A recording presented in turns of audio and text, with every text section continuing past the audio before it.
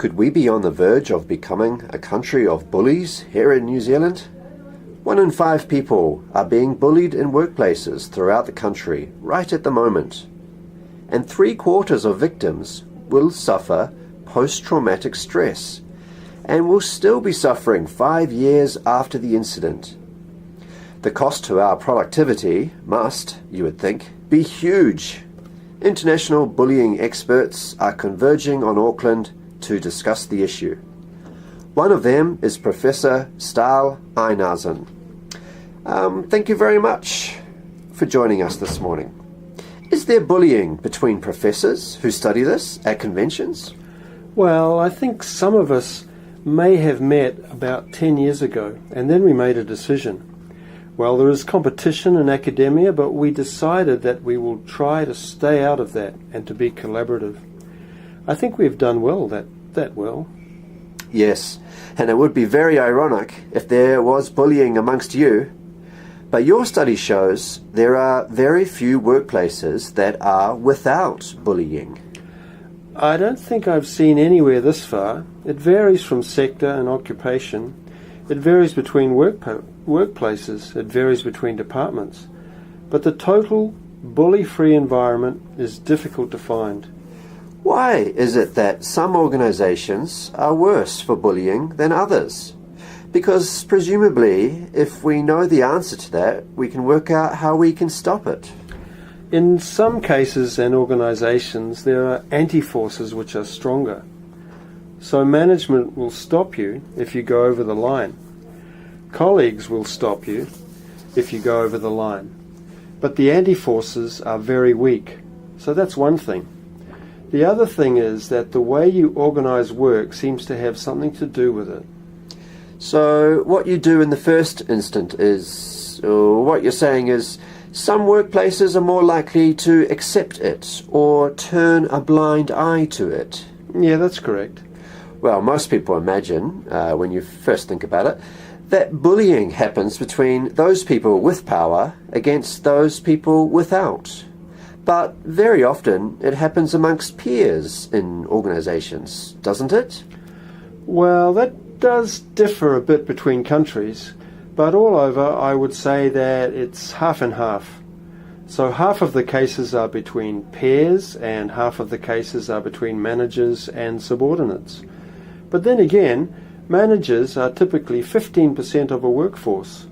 So managers are at high risk of being a bully. In terms of the effects that it has on the person who is being bullied, are you surprised that the research has shown the effects last well beyond the bullying itself? I don't know if I'm very surprised by it, but it's astonishing, isn't it? It does traumatize people, doesn't it? Yeah, we have data that shows it lasts for at least 5 years. Some data shows that it lasts for 15 years. We even have a study amongst children which show that the effects are there 15 years later. So we investigated 13, 14 and 15-year-olds. Then we followed the same people up when they were 30. What we could do then was follow up how their health was when they entered that level of schooling. So at that time they were affected and those effects lasted until they were 30.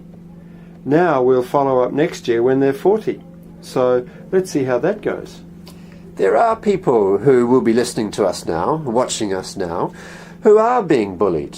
But there will also be people who run businesses where they suspect or know bullying is going on. First of all, for those people that are running businesses where they suspect that all is not well amongst the staff, what would your message to them be? What could they do to change things today? Well, first of all, they need a policy. They need a policy and an anti-bullying statement in there. And they need procedures of complaints and so on. So that's the first. And they need to make that known. They need to communicate that amongst the staff. They need to train the managers how to run that and how to run an investigation. So you need a structure up there. Then you need a cultural change. First of all, one where you say complaining is okay, and we will handle that in a fair and just manner. So then they have to look at the way work is organised. They have to be aware that the managers actually step in low-key situations. So early intervention, early conflict management. And this equates to money. If all is not well in your workforce, it's going to be costing you money. Correct. Okay, so finally, Mr. Stahl, what is the situation for someone who is listening to us, watching us now, if they know that? They are horrified by the fact that they are just about to arrive at work and they know that there is potential for them to be bullied again today. What's your message to them? Well, first of all, one message is that this is something very difficult to handle. And it is that way for all. So it's not about you. You're not on your own.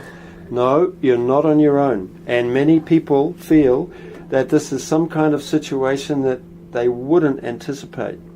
It's a weird situation. And they think they are probably the only one in the world who suffers from that. Well, you're not.